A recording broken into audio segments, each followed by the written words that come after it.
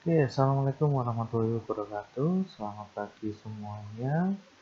Masih di mata kuliah manajemen kearsipan. Di pertemuan sebelumnya kita sudah membahas mengenai identitas dokumen dan tahap kehidupan atau tahap hidup. Di pertemuan kali ini kita akan membahas sistem filing. Bagaimana sistem filing ini? Kita simak bareng-bareng ya di video selanjutnya. Oke, di sistem filing ini ada beberapa macam. Yang pertama ada filing system object atau alphabetical filing system. Yang kedua adalah filing system subject atau subject filing system. Yang ketiga adalah filing system nomor atau numerical filing system. Yang keempat ada filing system tanggal atau chronological filing system. Dan yang terakhir ada filing system wilayah atau geographical filing system. Ini akan kita bahas satu persatu. Oke, yang pertama adalah filing system object atau alphabetical filing system. Ini adalah menyimpan dokumen yang diurutkan berdasarkan abjad. Jadi yang diurutkan ini apa? Ini yang diurutkan adalah nama orang atau nama perusahaan. Jadi huruf pertama nama orang atau nama-nama dari perusahaan ini diurutkan secara abjad. Terus penempatannya bagaimana? Penempatannya sama persis dengan mengurutkan kata-kata pada kamus. Di A, B, C, sampai Z. Ini untuk filing system abjad. Yang kedua adalah filing system subject atau subjectical filing system. Ini adalah menyimpan dokumen yang diurutkan berdasarkan isi atau masalah yang ada pada dokumen. Isi atau masalah tersebut juga hal atau perihal atau biasanya disebut dengan subjek. Jadi agar dapat mencerminkan suatu kondisi ini lebih rinci, masalah dipecah menjadi sub atau sub-sub masalah dan dibuat daftar yang disebut dengan klasifikasi. Jadi penempatan urutan dokumen ini sama persis dengan daftar klasifikasi yang dijadikan dasar penentuan kata tangkap atau caption. Makanya dinamakan filing system subject.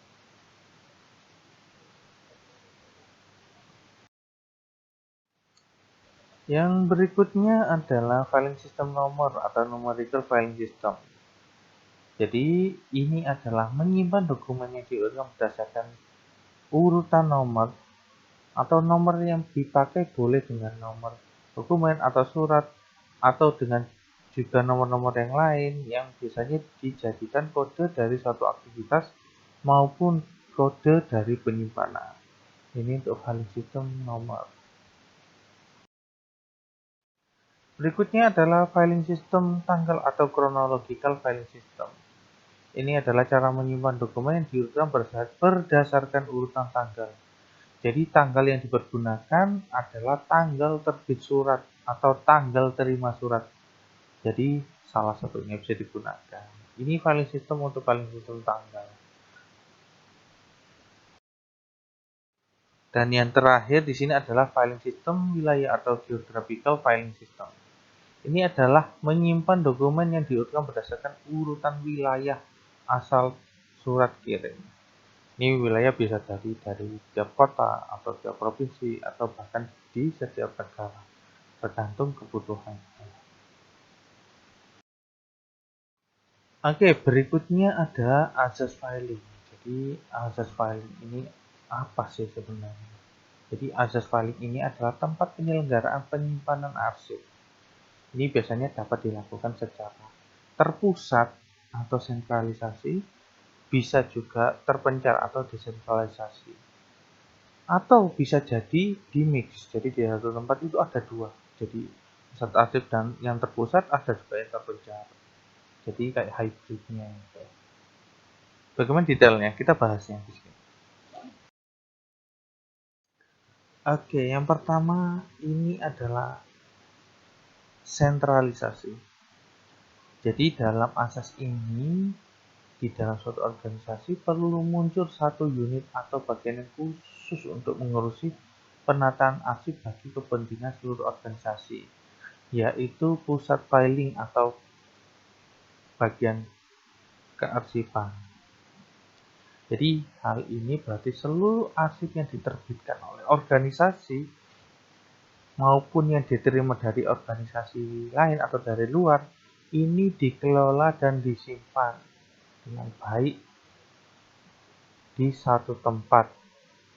Jadi di satu tempat itu fungsinya untuk memberikan pelayanan terhadap kebutuhan arsip bagi setiap unit di dalam organisasi. Jadi konsekuensinya maka unit-unit ini tidak dapat menyelenggarakan arsip sendiri sebagai pendukung dalam lingkungan aktivitasnya karena segala kebutuhannya akan diurus di bagian arsip tersebut. Jadi keuntungan-keuntungan yang diperoleh dari sentralisasi ini adalah yang pertama adalah memudahkan pengawasan. Jadi yang kedua adalah pelaksanaan seragam karena memang semua dokumen ada di pusat arsip. Ada kelemahan-kelemahan juga yang diperoleh ketika mengaplikasikan sentralisasi ini. Yang pertama adalah jika salah satu bagian membutuhkan arsip, maka membutuhkan waktu untuk mendapatkannya. Jadi misalnya dari bagian A butuh dokumen ini cepat, dia harus ke pusat arsip. Jadi butuh waktu untuk movingnya. Yang kedua adalah membutuhkan tenaga khusus yang cakap untuk dapat memberikan pelayanan terhadap seluruh bagian dan organisasi. Karena biasanya di arsip itu orang-orang tertentu yang mengerti filenya namanya apa, bentuknya seperti apa. Jadi kadang-kadang kalau bagian arsip tidak paham dengan dokumen itu, biasanya terjadi kesulitan. Makanya kayak misalnya di keuangannya model gimana, ada struk atau ini yang khusus bentuknya. Mungkin di bagian arsip tidak paham dengan keuangan dan itu jadi permasalahan. Yang ketiga adalah memerlukan tempat yang memang khusus dan biasanya size-nya besar ya, karena seluruh dokumen di perusahaan itu ada di situ semua. Ini kelemahan-kelemahannya diperoleh dari sentralisasi. Oke, yang kedua ini adalah desentralisasi. Jadi dalam desentralisasi, biasanya kebutuhan arsip ini diselenggarakan oleh masing-masing unit dalam organisasi. Jadi misalnya keuangan punya arsip sendiri, SDM punya arsip sendiri, bagian lain punya arsip sendiri, di lapangan juga ada sendiri. Jadi ini memungkinkan pengurusan dan penataan arsip ini diselenggarakan oleh masing-masing pejabatnya. Dan apabila ada arsip yang memiliki nilai guna bersamaan, maka masing-masing unit terpaksa harus mengcopy atau mengupayakan menyalinnya.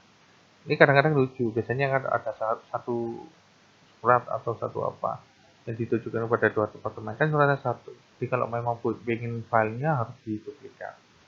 Jadi keuntungan yang diperoleh adalah jelas ya kebalikannya dari sentralisasi. Jadi memerlukan waktu yang lebih singkat dalam penyediaan arsip yang dibutuhkan. Yang kedua adalah tidak membutuhkan tempat khusus yang luas. Dan ketiga adalah tidak membutuhkan tenaga khusus. Yang terakhir adalah kelemahan-kelemahannya. Jadi pengawasannya relatif lebih sulit. Dan arsip memiliki nilai guna bersamaan menjadi lebih rumit. Ini dari desentralisasi. Oke, berikutnya ini adalah gabungan sentralisasi dan desentralisasi. Jadi sesuai dengan namanya ya. Kalau tadi sentralisasi bagaimana, desentralisasi jadi bagaimana. Jadi ini diterapkan keduanya. Jadi unit kearsipan pusat ini menyelenggarakan pengurusan penataan wakat yang bersifat umum untuk seluruh bagian di dalam organisasi. Jadi selanjutnya unit yang menyelenggarakan penataan arsip yang khusus berhubungan dengan aktivitas unit masing-masing. Tempat untuk penyelenggaraan penataan arsip ini secara kombinasi ini sangat cocok untuk organisasi besar. Kenapa? Karena di kedua sistem azas tadi itu memiliki kelebihan dan kekurangan, jadi keduanya saling menutupi. Terus kenapa yang paling sering ya kalau yang dipakai itu sebenarnya gabungan ini, karena apa? Ini menjawab kelebihan dan kekurangan dari kedua asas tadi. Jadi banyak yang menggunakan gabungan sentralisasi dan desentralisasi. Oke, berikutnya adalah nilai guna arsip. Biasanya disingkat dengan Alfred. A-nya itu apa? Administrative value. Jadi arsip ini memiliki nilai administrasi. L-nya itu apa? Legal value. Jadi arsip ini memiliki nilai hukum. F-nya itu apa? Financial value, atau arsip ini memiliki nilai dari keuangan. R-nya apa? Research value. Jadi arsip ini memiliki nilai penelitian. E-nya apa? Educational value. Jadi arsip ini memiliki nilai pendidikan. D-nya itu apa? Documentary value. Jadi arsip ini memiliki nilai dokumentasi. Oke, golongan arsip. Berarti golongan arsip ini dibagi menjadi 4, yaitu arsip vital, arsip penting, arsip berguna, dan arsip tidak berguna. Jadi arsip vital ini nilai gunanya itu kalau dipoinkan itu antara 90 sampai 100. Jadi arsip ini penting bagi kehidupan bisnis dan tidak dapat digantikan. Jadi harus disimpan selama-lamanya. Contohnya adalah akte dari pendirian perusahaan. Yang kedua adalah arsip penting. Jadi kita kalau skor itu bisa antara 50 sampai 89. Jadi arsip ini biasanya melengkapi bisnis rutin dan apabila rusak atau hilang dapat diganti dengan biaya yang cukup tinggi dan waktunya yang cukup lama. Biasanya disimpan antara 5 tahun sampai dengan 5 tahun ini di file aktif dan 25 tahun di file inaktif. Jadi contohnya adalah bukti-bukti di keuangan. Berikutnya adalah arsip yang berguna. Jadi nilai gunanya antara 10 sampai 49. Jadi arsip yang berguna ini sifatnya sementara dan apabila rusak atau hilang dapat diganti dengan biaya rendah.